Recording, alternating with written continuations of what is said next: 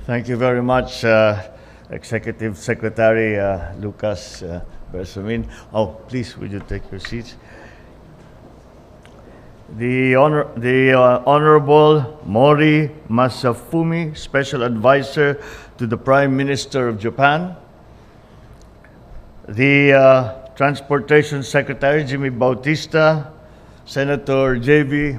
Ejercito, Representative Franz Pumaren, Representative Eric Martinez, the Embassy of Japan Chargé d'Affaires, Matsuda Kenichi, and other members of the Diplomatic Corps.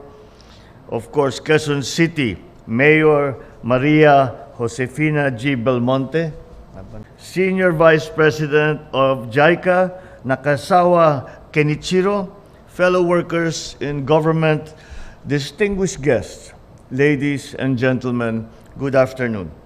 It is always, when we have such events as we have just witnessed today, these are always significant days for all of us as we mark another milestone, another landmark for the Metro Manila Subway project and for the expansion of our public transport system, starting here in the National Capital Region, but hopefully to extend to the other urban areas around the Philippines. Today, we had seen the signing of the Metro Manila Subway project with the signing of Contract Package 102 and Contract Package 103. I am one with the Filipino people in anticipating the eventual realization of this extremely important flagship project, which, once it is completed, will significantly reduce travel time between Quezon City and Pasay from 1 hour and 30 minutes to just 35 minutes. And we quote often just the travel time advantage that this will bring. But it is not only that. The volume of traffic that a subway or a railway can take as compared to a highway or a road is significantly higher because it is regular, there is no traffic, and it is scheduled. And so people can hope that it is a reliable. We hope to reduce the terrible sight of going home at midnight along EDSA and still seeing people waiting to take the bus. That is the advantage of what the subway will bring. They know that they can always go to the subway station and there will be a train coming along in a few minutes. That really, for me, the cut, of course, in travel time is also very important, but still, it is to reduce the uncertainty as to when we will get home. We will reduce the terrible stories that we hear of people who do no longer see their children because they come home at 1:30 in the morning and the children are asleep. They have to wake up at 4 o'clock in the morning to get back on the bus to fight with the traffic coming back to work.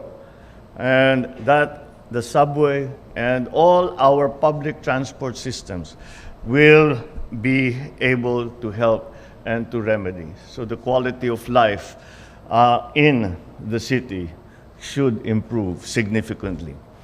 It is also projected to benefit more than 500,000 passengers per day, from as far north as Valenzuela to as far south as Parañaque, easing the flow of people, of goods, of services around Metro Manila. Once the MMSP is fully operational, we envision that millions of jobs as well as opportunity will also be created following this seamless transport system.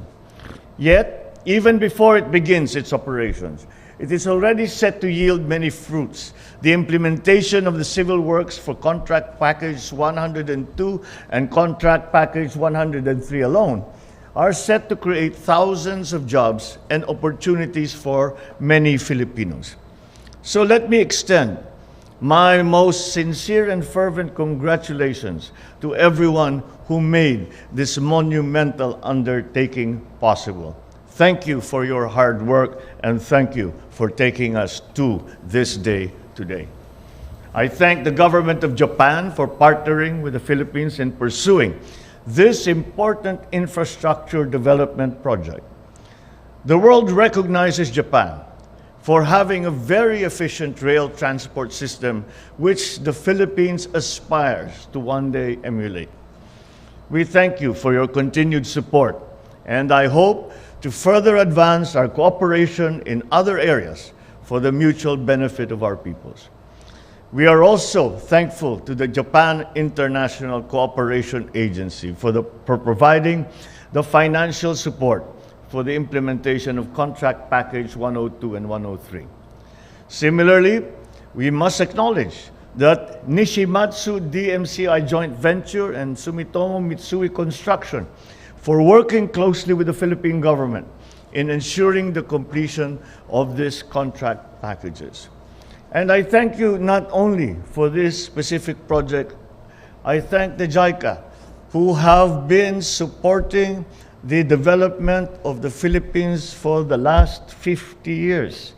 And I do not believe that, especially in terms of our infrastructure projects and even in our agricultural projects, that we would have come this far without the help of JICA along the way. And it has been instrumental, it has been material, and we have many possible future projects that may be in the pipeline. And for that, once again, we thank JICA for their assistance and their continuing interest in the Philippines. We are honored to have you as our partners in making the Philippines transport operations more efficient, safer, and more reliable. And the Department of Transportation has made possible the signing of these contract packages. So I urge the DOTR, under the very capable hands of Secretary Jimmy, to remain steadfast in ensuring the smooth and faithful implementation of this extremely crucial undertaking. The signing of these contract packages is a clear demonstration of this administration's commitment to pursuing big projects, big infrastructure projects that will foster growth and revitalize the economy. Apart from this, we are also pursuing other key railway projects such as the MRT-7, the LRT-1, Cavite Extension, the Philippine National Railway Clark Phases 1 and 2 that will in the future make our rail transit system a more viable option for our commuters. We owe it to the Filipino people to build major roads and critical infrastructure that will not only spur progress and social change, but also promote interconnectivity, ease traffic, and reduce travel time.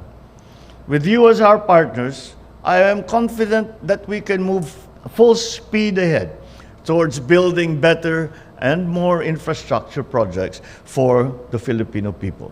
Let's work together and let us achieve our shared goal of an efficient public transportation system that shall enhance our mobility, improve interconnectivity, and spur development equitably in our country. Let me assure you that the government remains dedicated to maximizing its resources to pursue even more ambitious endeavors that will bring comfort and progress to Filipinos all over the country. Ang lahat ng ito ay para sa ating mga mamamayan. Sama-sama nating isulong ang mga ganitong klaseng proyekto para sa lahat ng Pilipino. Maraming salamat po, mabuhay kayong lahat, at magandang hapon po sa inyo.